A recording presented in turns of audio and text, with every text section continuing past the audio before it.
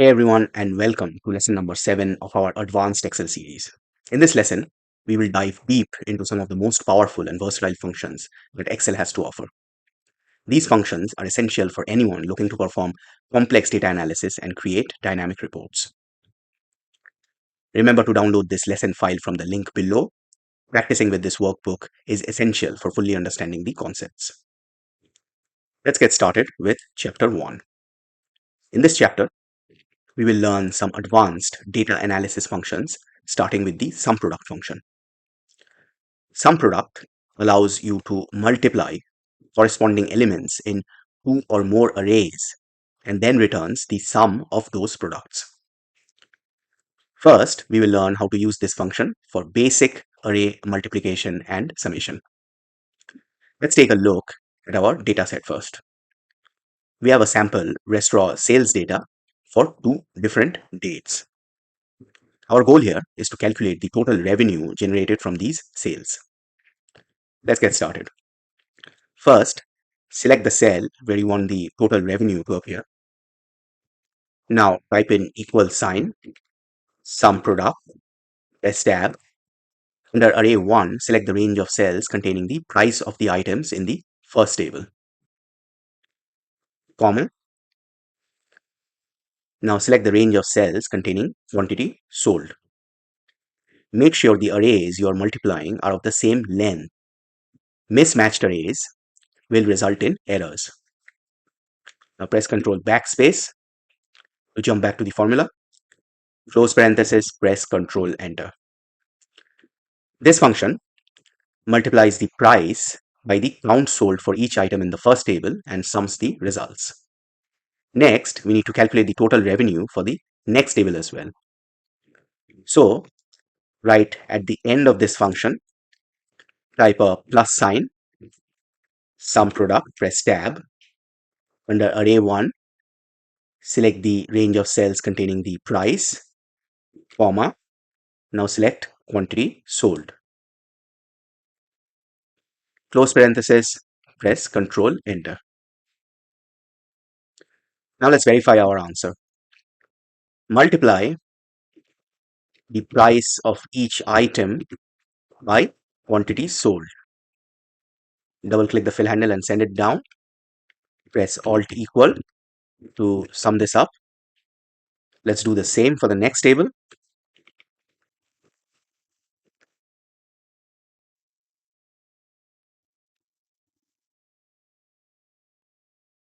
Now let's use the sum function to add both totals. As you can see, our result is correct. And the sum product function effectively eliminates the requirement of multiple steps and additional functions. To summarize, we use the sum product function to calculate total revenue by multiplying corresponding elements in price and quantity sold arrays and summing up the products.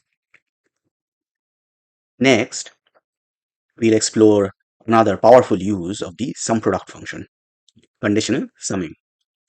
This allows you to sum values in a range that meets specific criteria. In this example, we'll calculate the total commission paid based on a sales threshold. Let's take a look at our data set first. We have a list of salespeople with their sales values and corresponding commission amounts. Our goal here is to calculate the commission paid only to salespeople who made sales above a certain threshold, which in our case is $10,000. Let's get started. Type in equal sign, sum product. Under array 1, select the range containing the commission amounts.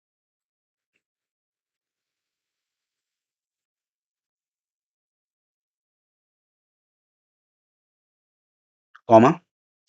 Now, we will use the double unary operator. So type two hyphens. This will convert true false values to 1 or 0, where true becomes 1 and false becomes 0. Now type opening parenthesis and select the range containing the sales values.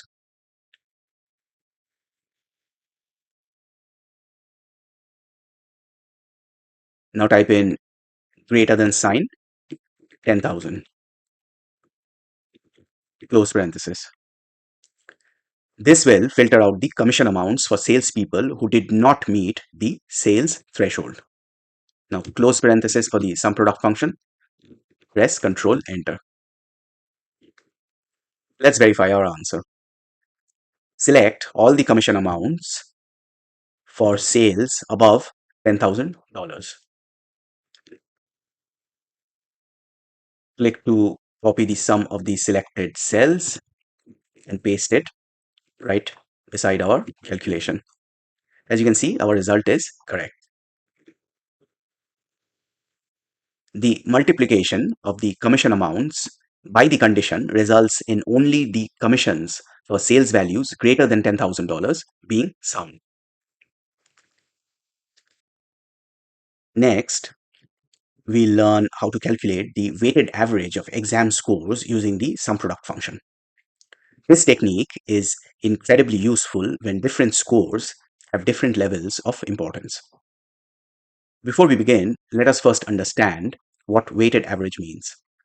A weighted average takes into account the relative importance or weight of each value in a dataset. Unlike a simple average, where all values are equally important, a weighted average assigns more significance to certain values. Let's take a look at our dataset. We have a list of exam scores and their corresponding weights. Our goal here is to calculate the weighted average of these scores. First, we will use the SUMPRODUCT function to multiply the corresponding elements in the exam scores array with the weights. So type in equal sign, SUMPRODUCT, press tab. Under array 1, select the range containing the exam scores. Next, select the weights, close parenthesis. Now type / as we want to divide this result by the total weight of all exams. So type sum, press tab, select all the weights, close parenthesis, Control Enter. We don't want any decimal places, so we will wrap this entire formula within the round function. Type in round, press tab, press end, right at the end, type comma, 0. This will round the final result to 0 decimal places. Now close parenthesis and press Control Enter. That's how you calculate the weighted average of exam scores using the SUMPRODUCT function in Excel. This method is perfect for scenarios where different values have varying levels of importance. Next, we learn how to use the SUMPRODUCT function for conditional counting. Conditional counting involves counting the number of times a certain condition is met in a dataset. Let's get started. We have a list of sales data with dates, item names, and quantities sold. Our goal here is to count how many times the sales of a specific item, such as chicken wings, exceeded 100 units. So type in equal sign, SUMPRODUCT, press tab. Under array 1, select the range containing the item names.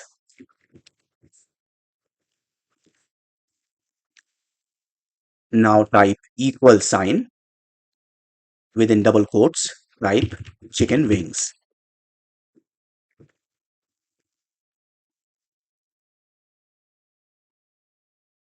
Now enclose the entire formula within parenthesis. Now type an asterisk, opening parenthesis. Now select the range containing quantity sold. Now type greater than sign 100, close parenthesis. The multiplication of these conditions returns 1 for each row where both conditions are true and 0 otherwise. Sum product then sums these values, effectively counting the occurrences. Now close parenthesis again for the sum product function, press Ctrl Enter. Let's verify our answer by sorting the data. First, let's sort quantity sold by largest to smallest, and then sort by the item name. As you can see, our answer is correct, as chicken wings with sales over 100 units occur only 4 times. And that's how you can count the number of times a product's sales exceeded a certain threshold using the sum product function. Let's proceed to the next part. In this portion of the lesson, we will explore some powerful yet often overlooked functions in Excel. Let's get started with the aggregate function. The aggregate function in Excel allows you to perform calculations while ignoring errors and hidden values. It supports a variety of operations such as sum, average, count, and many others. We have a sample data set with products and their corresponding sales. Our goal is to calculate the average and the sum of these values using the aggregate function while ignoring errors and hidden values. First, let's use the most commonly used functions for these tasks. First, let's use the average function.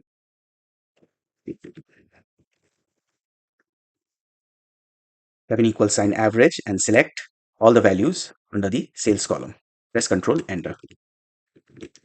We'll do the same with sum. As you can see, these functions return errors because there is an error among the sales value. Now, let's use the aggregate function to see if it can handle error values effectively. So type in equal sign, aggregate, press tab. First, under function number, specify the function which you want to use. We will select 1 for average, comma. Under options, choose a number that specifies which values to ignore. For this example, we will select 6 to ignore errors, comma. Next, under array, select all the cells containing the sales values, including errors and blanks. Close parenthesis, Control Enter. As you can see, this function ignores the errors and returns the average of the rest of the numbers.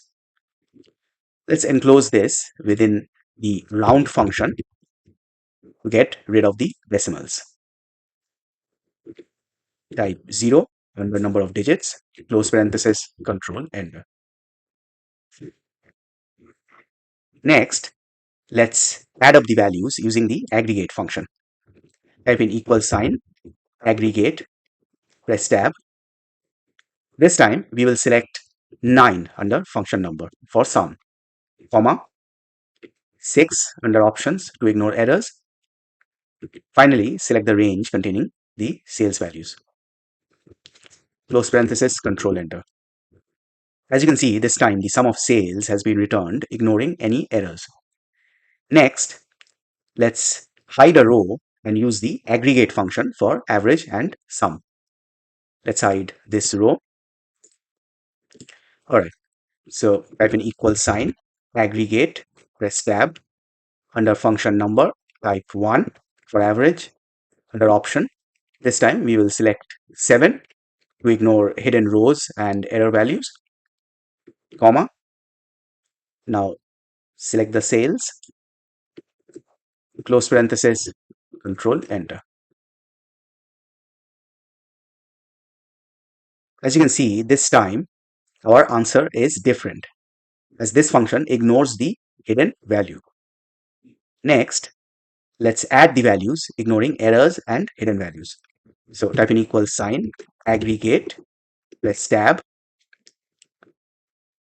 Under function number, select 9 for sum. Under options, select 7 to ignore hidden rows and error values, comma, under array, select the sales values, close parenthesis, control enter. To summarize, the aggregate function is particularly useful for large data sets where errors or hidden values might distort your calculations. Next, we'll explore the powerful large and small functions to determine the top and bottom performers in a dataset. But first, let's learn how to use the rank function to rank each student according to their total marks acquired. So type in equal sign, rank, select the function, press tab. Under number, select the total marks of the current student, comma, under reference, select the range of total marks of all students. Select the first cell, press Ctrl Shift down arrow. Now press Ctrl backspace, comma. Next, under order, type 0 for descending order. Close parenthesis, Control Enter. As you can see, the rank function has ranked the values in this dataset. Next, our goal is to identify the top 5 and bottom 5 performers and retrieve their names from the table. First, we will use the large function to find the performers. This function returns a numeric value based on their position in a range. So type in equal sign, large, press tab. Under array, select the entire total marks column.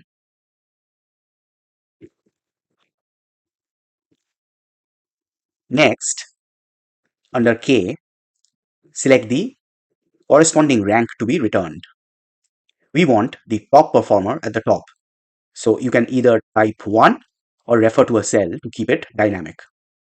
We will select the cell containing 1 so that when we drag it down, it will change to 2, 3, and so on.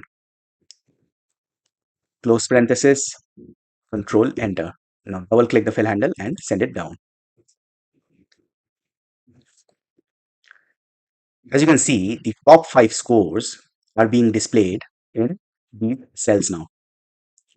Next, with the help of the XLOOKUP function, let's find the student name corresponding to the total marks. We covered many practical examples of the XLOOKUP function in our lesson on lookup and reference functions. If you haven't seen that video, I highly recommend watching it. Alright, so type in equal sign, XLOOKUP, press tab, select the cell containing total marks, comma. Now select the lookup array, comma. Now the return array. Close parenthesis, Control Enter. Now double click the fill handle and send it down. Let's verify the first result. The top scorer is David Roy with 797. Rank 1, David Roy, 797. Great. Next, let's find the bottom performers using the small function. We will use the same logic here as our previous example. So type in equal sign, small, press tab. Under array, select the entire total marks column.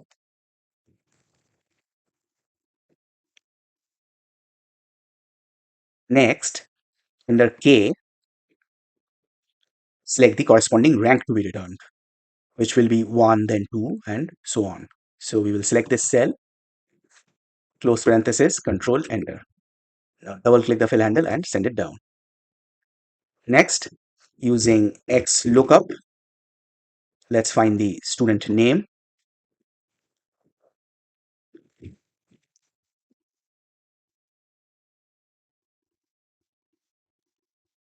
Close parenthesis, Control Enter. Now double click the fill handle and send it down. Let's verify our answer. So Joe O'Brien is the lowest scorer. As you can see, this is the lowest score in the list. Great. Now every time the data is updated in the student course table, the top 5 and bottom 5 tables will automatically update accordingly.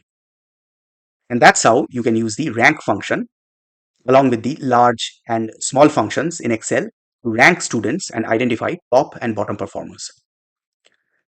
Let's proceed to the next chapter. In this chapter, we will explore conditional aggregation functions, which allow analysts to aggregate data based on predefined conditions. Let's start with the COUNTIF function. This function allows you to count the number of cells within a specified range that meet a given condition. We have already covered the if and IFS functions in our previous lesson on logical functions, and COUNTIF works in a similar way. Here, we have a list of fruits in column C, and our goal here is to count how many times cranberry appears in the list. Let's get started. Type in equal sign, count if, press tab. Under range, we need to specify the range where we want to count. So select the entire list, comma. Now under criteria, type in cranberry within double quotes.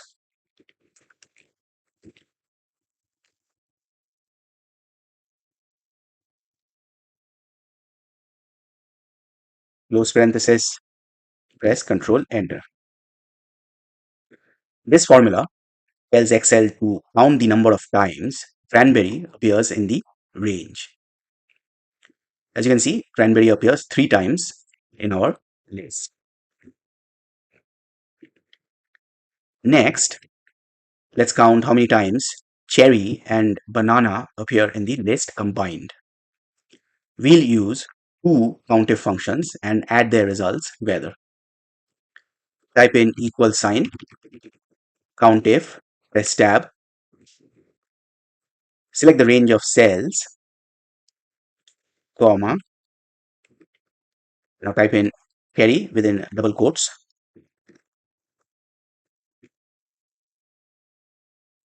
close parenthesis. Now type a plus sign and type count if. Press tab, under range, select the same list, comma. Now this time under criteria, type in banana and close parenthesis. Press Ctrl Enter. So cherry and banana appear a total of 4 times in our list. This formula counts both items separately and then adds the counts together. Next, we'll dive deeper into the COUNTIF function with some advanced examples. Here, we have a table that includes sales data for various salespersons over the year. We'll use COUNTIF and COUNTIFS functions to analyze this data in various ways. First, let's count all sales that are over $5,000. So type in equal sign, COUNTIF, select the range of cells containing the sales values excluding the header, comma. Now within double quotes, type greater than sign 5,000.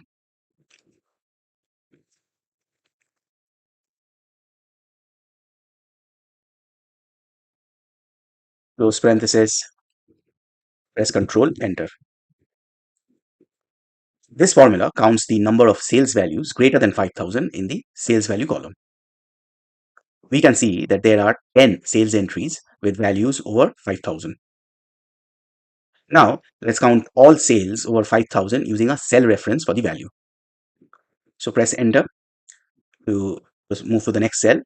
Now type in equal sign, COUNTIF, press tab. Now select the range of cells containing the sales values, comma. Now within double quotes, type the greater than sign. Now type ampersand and select the cell containing the value. Close parenthesis, press Ctrl Enter. Next, let's count all salespersons except Ethan Miller. So type in equal sign, COUNTIF, press tab. Now select the range of cells containing the salespersons, excluding the header, comma. Now within double quotes, type the not equal to operator and then Ethan Miller.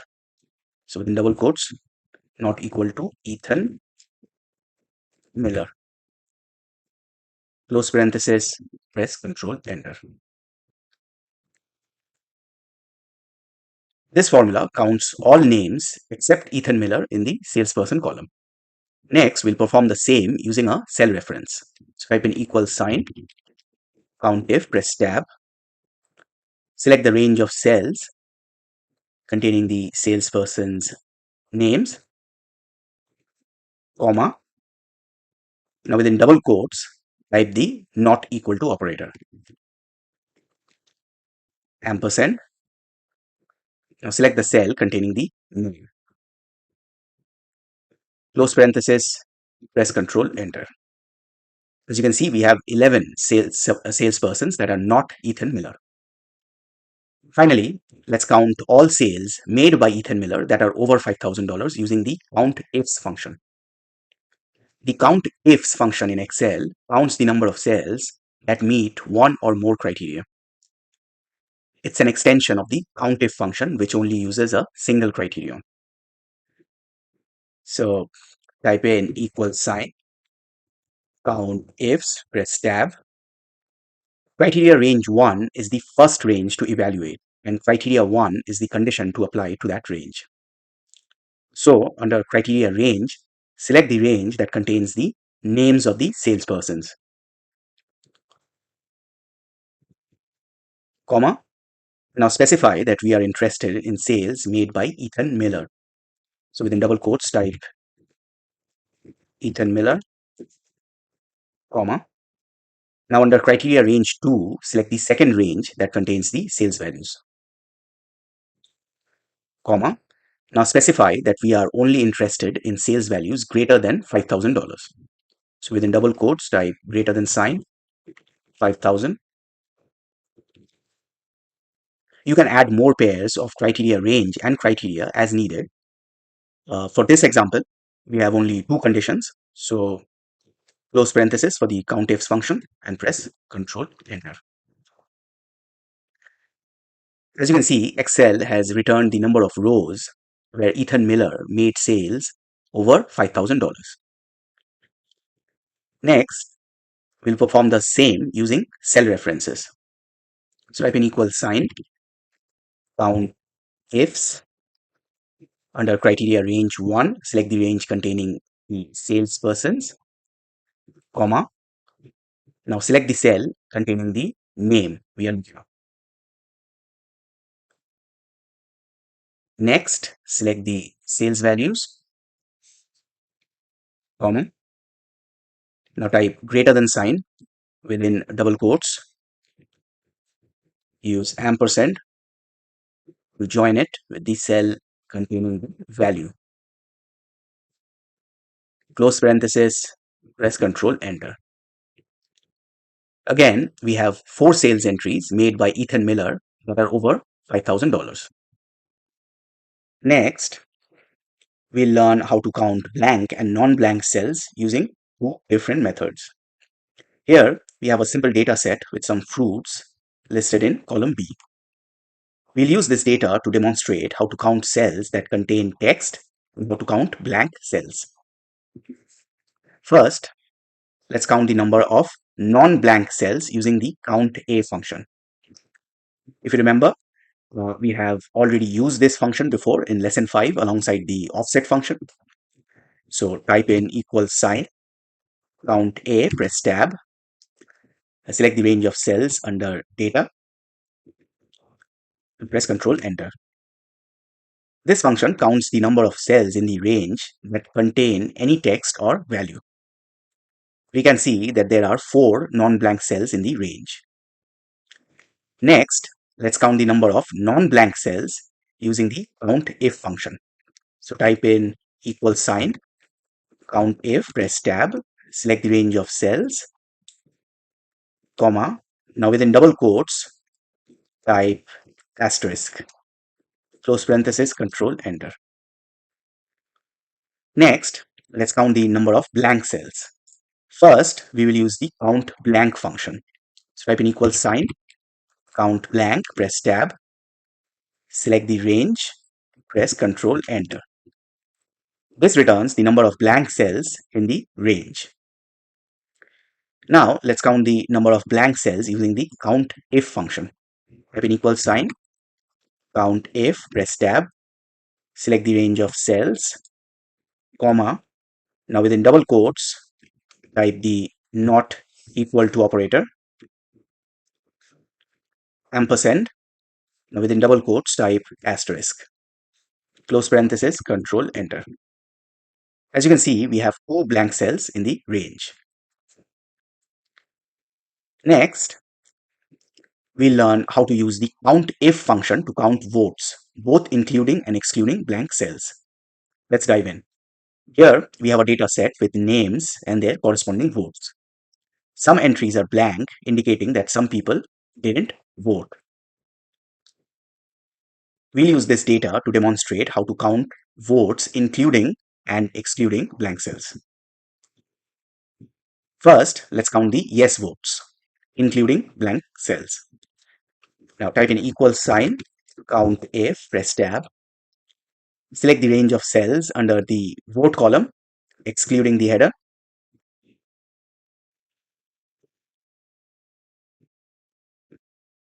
comma. Now under criteria, type in yes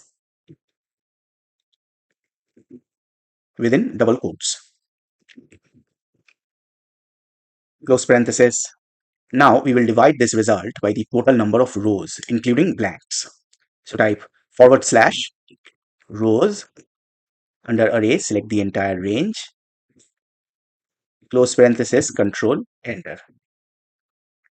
As you can see, we have 33%. 33% of people have voted yes. Next, let's calculate the number of people who have voted no. Now press enter to move to the next cell. Now press Ctrl D to copy the formula down. Now press F2 to edit the formula. This time we will just update the criteria from yes to no. Press Ctrl Enter. Next, let's calculate the percentage of people who didn't cast a vote. For this, we will use the count blank function. Type equal sign, count blank, press tab, select the entire range. Now, we will divide this by the total number of rows. Type in / rows, press tab, select the entire range, close parenthesis, Control Enter.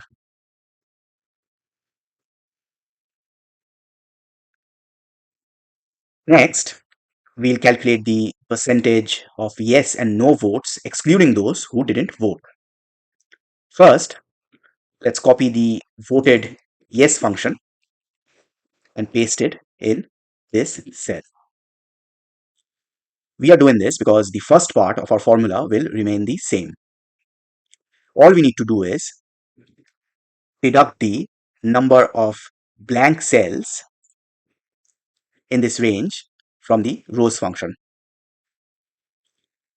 So type minus sign, count blank, press tab, select the entire range, now close parenthesis for the count blank function. Now what we need to do is put this entire formula starting from rows within parenthesis. Now press Control Enter. Next, we'll do the same with the no voters. So press Control D to copy the formula down. This time, we will just update the criteria to no. Press Control Enter. As you can see, Excel now displays the percentage of yes and no votes, excluding the blanks. And that's how you can count votes, both including and excluding blank cells. Next, we are going to learn how to count all student scores that fall within a certain range. Specifically, we'll count all students who scored between 60 and 95. Let's get started. Here we have a table with student names and their corresponding marks. We also have the lower and upper limits for our range, which is 60 and 95. Our goal here is to count the number of students who scored between 60 and 95 using the COUNTIFS function. Alright, so type in equal sign, COUNTIFS,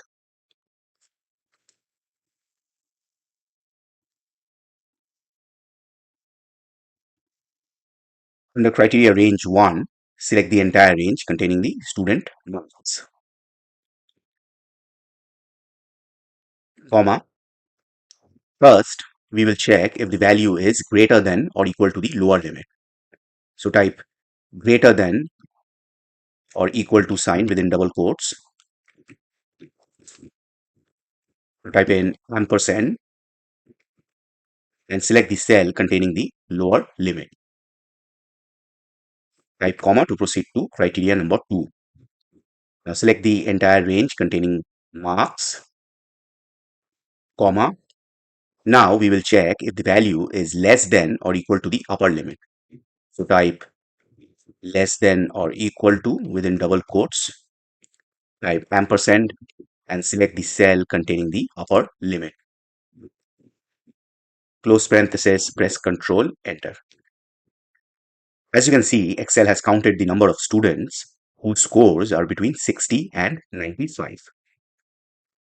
Next, we'll write this formula without using cell references. So type in equal sign, count, press tab. Under criteria range 1, select the entire range containing the student's marks, comma. Now within double quotes, type greater than or equal to 60, comma. Now we'll select the same range again, type comma. Now within double quotes, type less than or equal to 95. Close parenthesis, press Ctrl, Enter. Both formulas have given us the same result. Excel returns the number 7 because there are 7 students who scored between 60 and 95.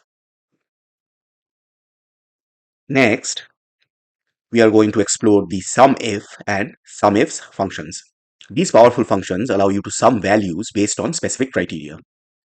We'll walk through 5 different examples using a data set of fruits and their units sold. Let's get started. Here's our data set of fruits and units sold. First, let's calculate the total number of apples sold. We'll use the SUMIF function. Type in equal sign, SUMIF, press tab.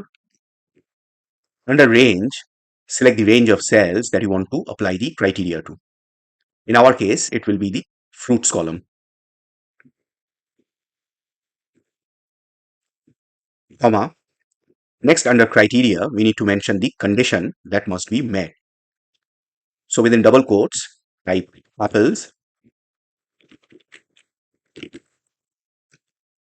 comma. Now, under sum range, select the range of cells to sum if the condition is met. In our case, it will be the units sold column. Close parenthesis, press Ctrl, Enter. As you can see, Excel has summed the units sold for apples. Next, we'll sum the units sold for all fruits whose names end with ES.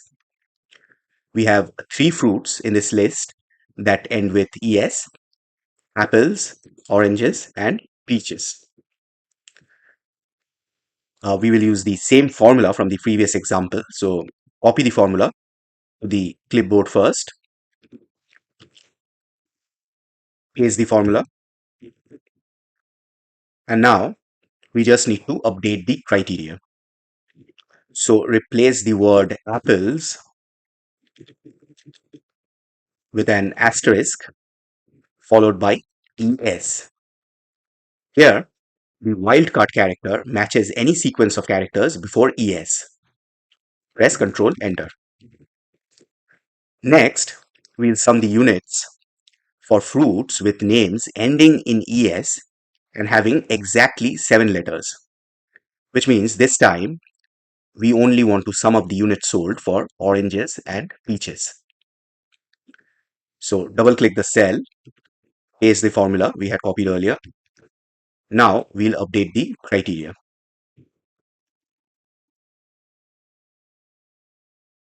Now replace the word apples with 5 question marks and then the letters ES. The question mark is a wildcard that matches any single character. 5 question marks before ES ensures the fruit name has exactly 7 letters. Now press Ctrl Enter. Next, we'll sum the units sold for kiwis and bananas. This time, we'll combine two SUMIF functions. Double click the cell and paste the formula. Now we'll just update the criteria to kiwis.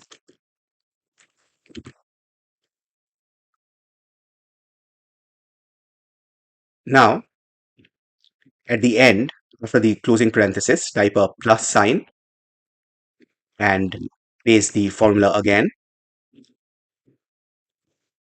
Remove the equal sign and we'll update the criteria to bananas.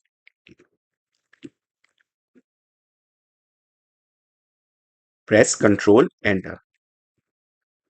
This formula sums the units sold for kiwis and adds it to the units sold for bananas, displaying the combined total. Finally, let's use the SUMIFS function to sum the units of oranges sold, but only where the units are greater than 25. So type in equal sign, SUMIFS, press tab. First, under sum range, select the range of cells to be summed if the criteria are met. In our case, it is units sold. Type comma. First, we'll check for values greater than 25 in the units sold column. So under criteria range 1, select the units sold column.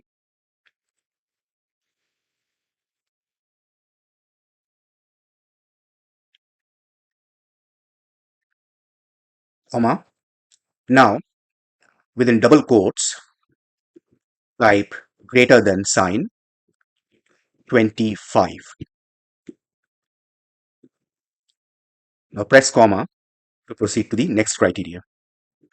This time, we'll check if the corresponding cells in the fruits column contain the text oranges. So under criteria range 2, select the corresponding range, comma. Now type oranges within double quotes. Close parenthesis, press Ctrl Enter. As you can see, Excel displays the total units sold for oranges with units exceeding 25. Next, we are going to learn about the average if and average ifs functions. These functions allow you to calculate the average of values based on specific criteria.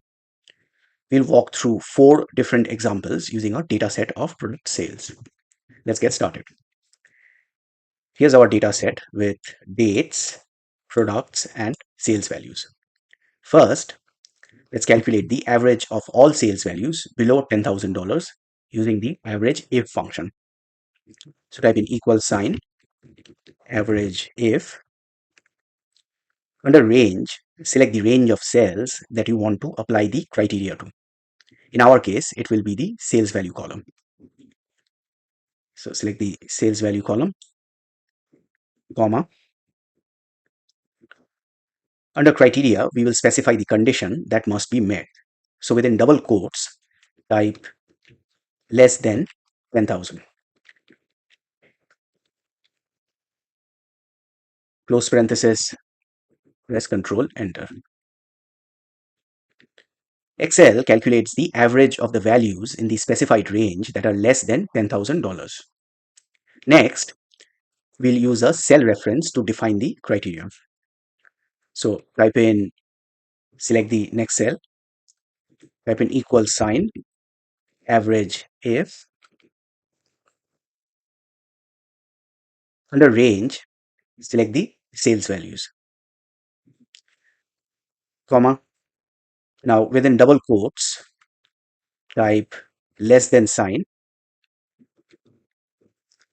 ampersand, and now select the cell containing the value. Close parenthesis, press Control Enter. Next, let's calculate the average sales value of all products containing the word loaders. So type in equal sign, average if, under range, select the products column, comma. Now we want the function to look for cells that contain the text loaders anywhere in the cell. So type double quotes. Now within asterisks, type the text loaders. Now type double quote, close it. All right. So the asterisks are wildcard characters that match any sequence of characters before or after loaders. Now type comma to proceed to the last argument. Now under average range, select the range of cells containing the values to be averaged. In this case, it is the sales values column. Now close parenthesis, press Control Enter.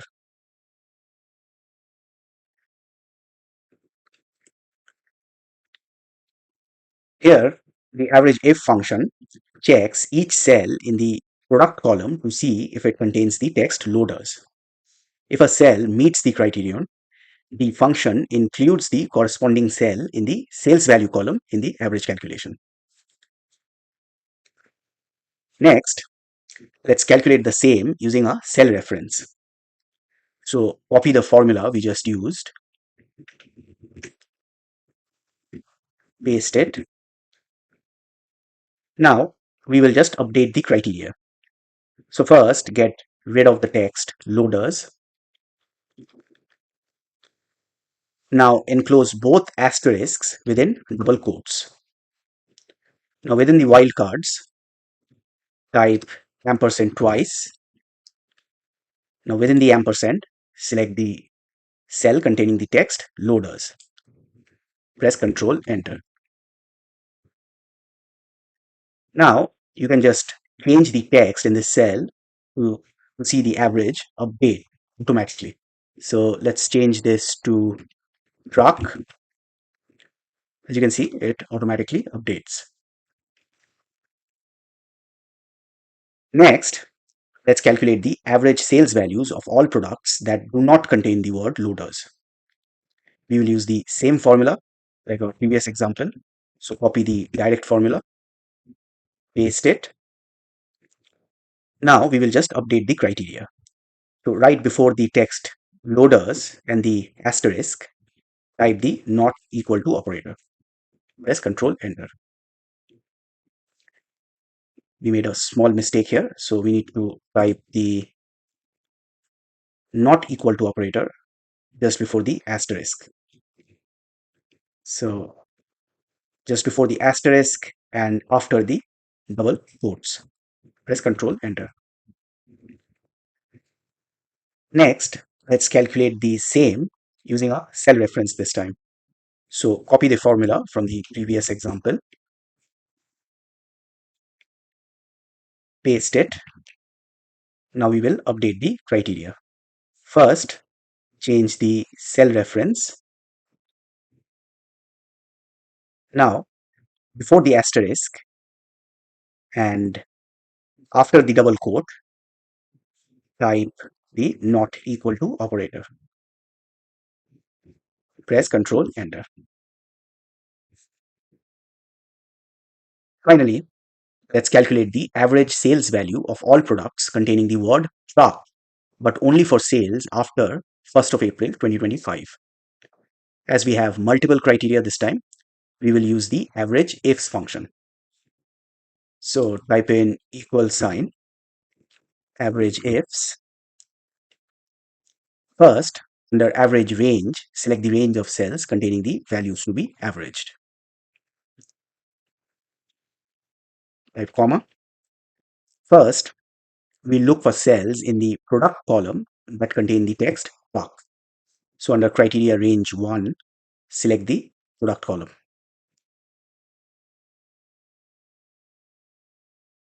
Comma. Now within double quotes and asterisks, type truck.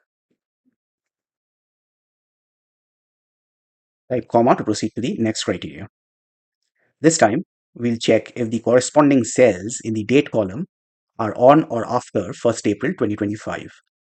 So under criteria range 2, select all the dates, comma. Now within double quotes, type greater than or equal to ampersand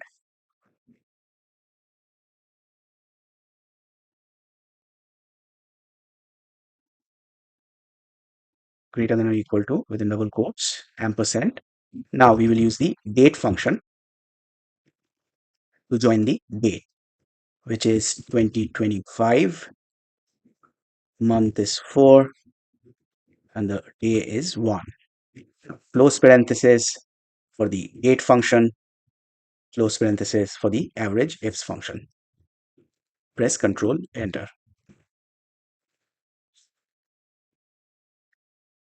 Next, let's calculate the same by referencing cells containing the criteria. First, copy the formula we just used,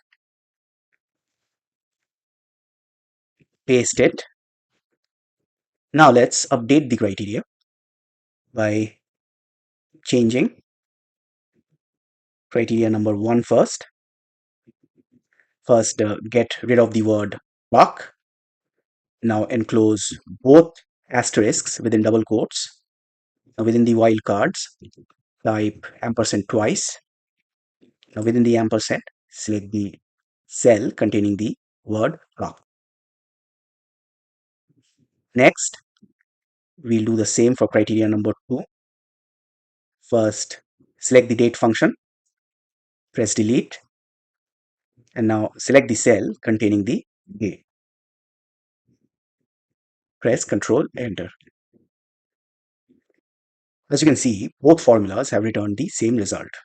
And that's how you can use conditional aggregation functions in Excel.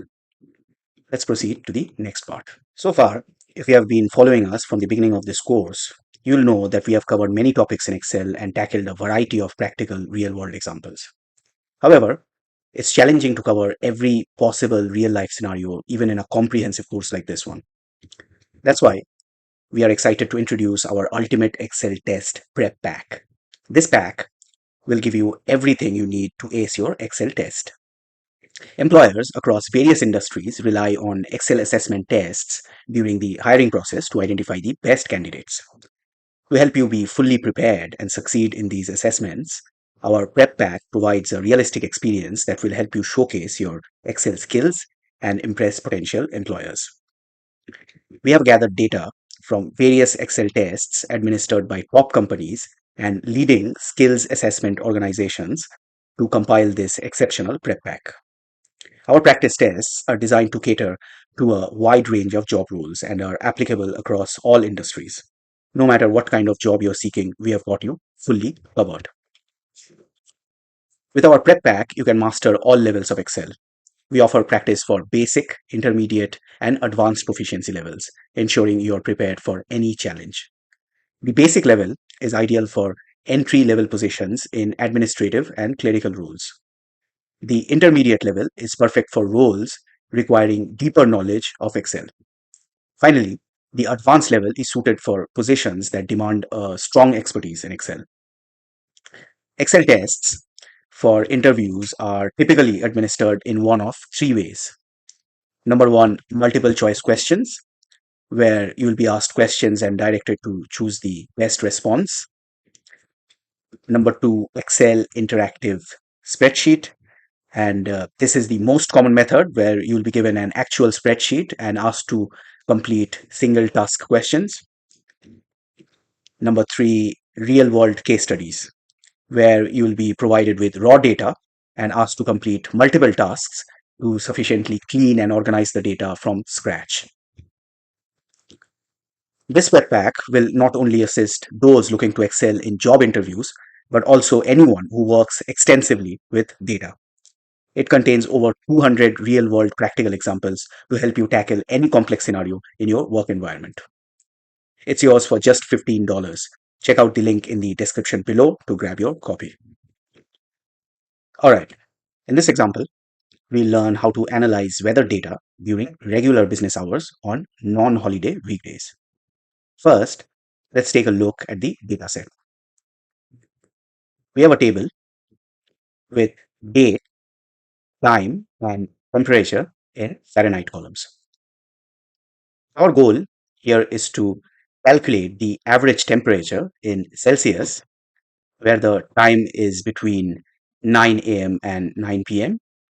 The day is not a Saturday or a Sunday. Also, the day cannot be a holiday from the list of holidays. Let's get started. First, we'll use the left function to extract the numerical part of the temperature from the text in this column. So type in equal sign left. Under text, select the cell containing the temperature, comma. Now we'll use the find function to locate the position of the F character in the text. So type in find. What we are looking for is F within this cell, close parenthesis. Now we'll subtract 3 to account for the space and the degree symbol. Close parenthesis, control, enter. This formula extracts the temperature value in Fahrenheit from the cell. Now we need to convert this value to Celsius. We will use the convert function to achieve this. So press F2 right before the left function, type in convert. The left function will be our first argument under number. So type comma, proceed to the next one.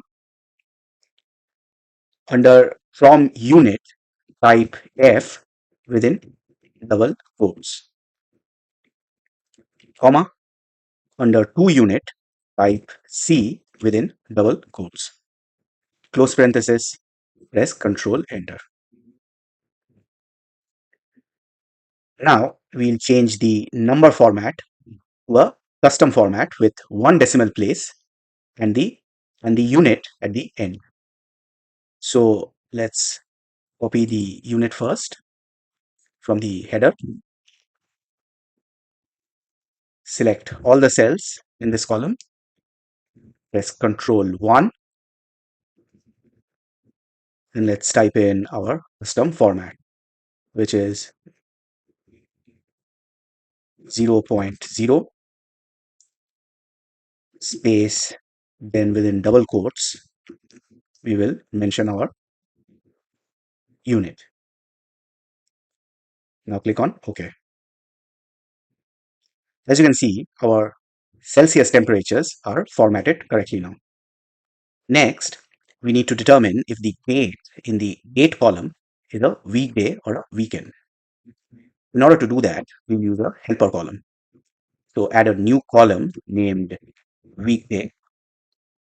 Now type in equal sign weekday, select the date, press Control Enter. This column will help us exclude the weekends. Next, we need to flag holidays in our dataset. So let's add one more helper column. Let's name this if holiday. Now we'll use the if, is number, and match functions together. Let's start with the first date. Type in equal sign, if, press tab. Now type is number, press tab. Now type match and press tab. We'll use the match function to search for this date within the list of holidays. Press F4 to lock the lookup array. Now type 0 under match type, close parenthesis for both match and is number functions. Let's break down the logical test of the if function.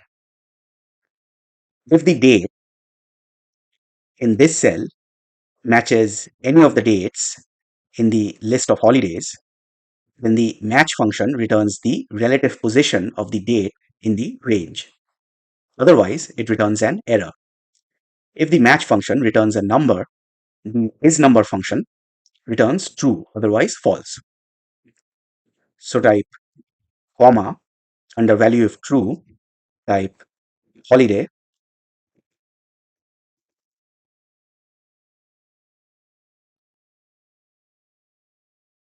Now type comma to proceed to the last argument. Under value if false, type double quotes for nothing. Now close parenthesis, press Control Enter.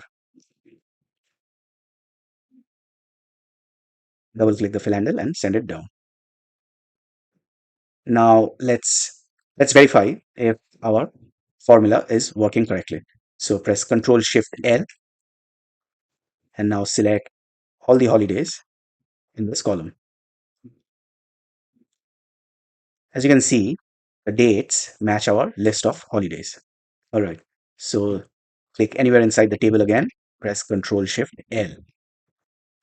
Okay. All right. Now we are ready to calculate the average temperature between 9 a.m. and 9 p.m. excluding weekends and holidays.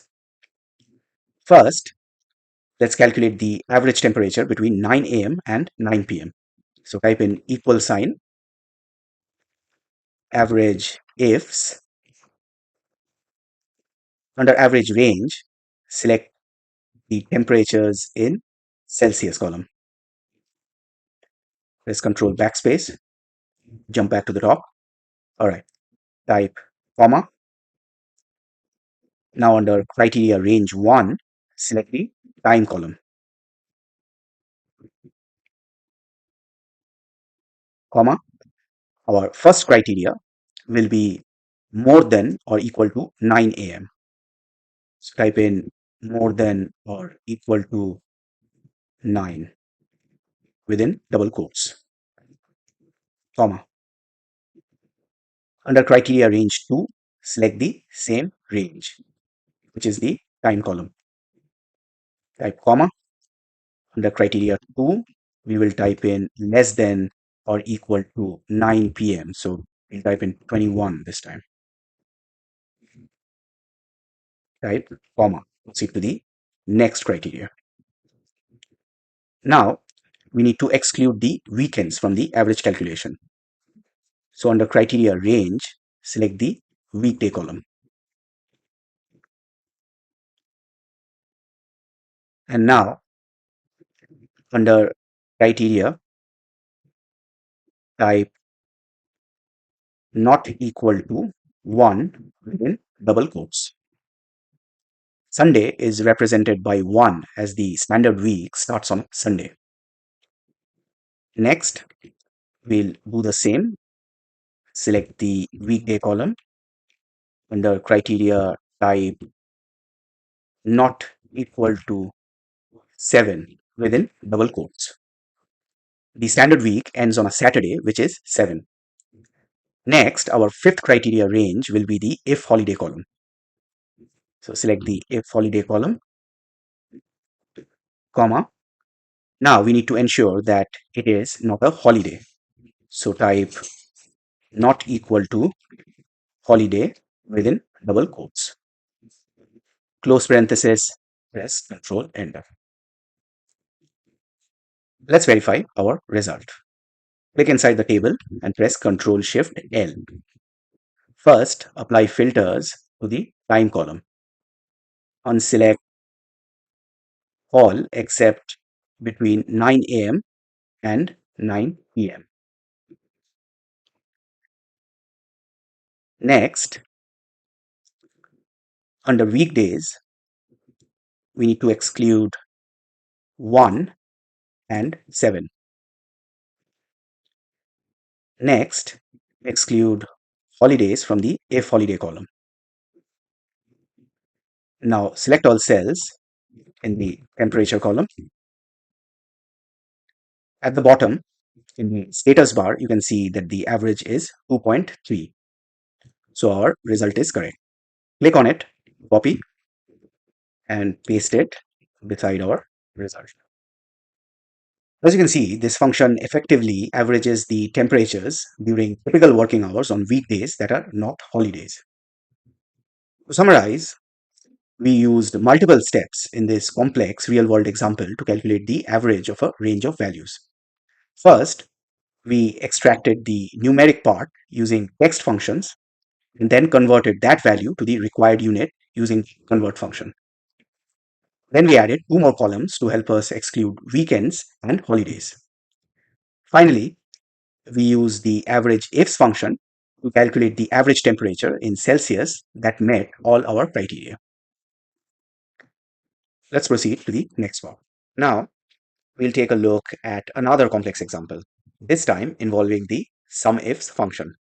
Also, this time, instead of typing in the criteria directly, we'll use cell references to keep it dynamic. Here is our data set with dates, products, sales values, and regions. Our goal here is to calculate total sales based on the criteria specified in these cells.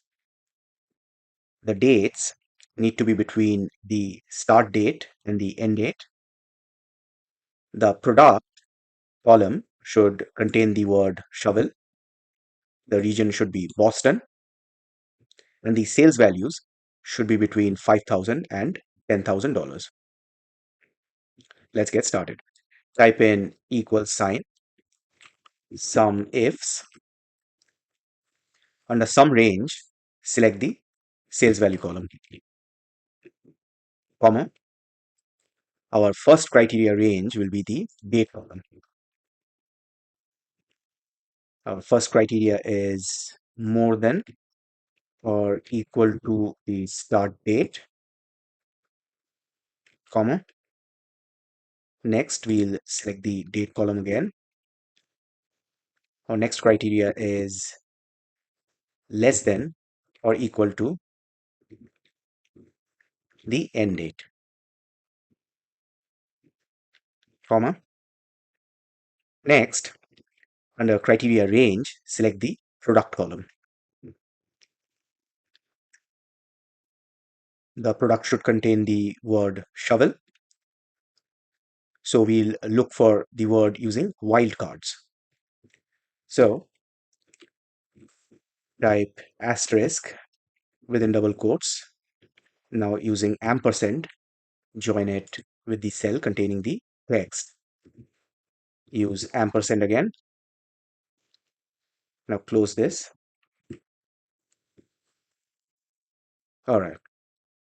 Type comma to proceed to the next criteria. All right. Next, we'll select the region column.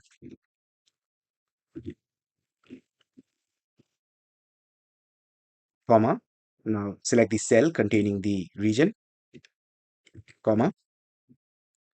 Next, select the sales value column, comma. Now, our first criteria should be more than or equal to the lower limit.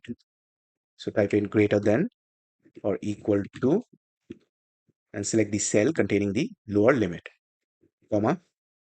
Now select the same range again, comma. Now this time our criteria will be less than or equal to the upper limit. Now close parenthesis, press Control Enter. Let's check the result by applying filters based on the criteria. First, let's apply the date filter. Dates are between 6th of June 2023 and it is 2/1/2024. All right. Next, the product column should contain the text shovel. Next, the region should be Boston. And the sales values should be between 5 and 10,000.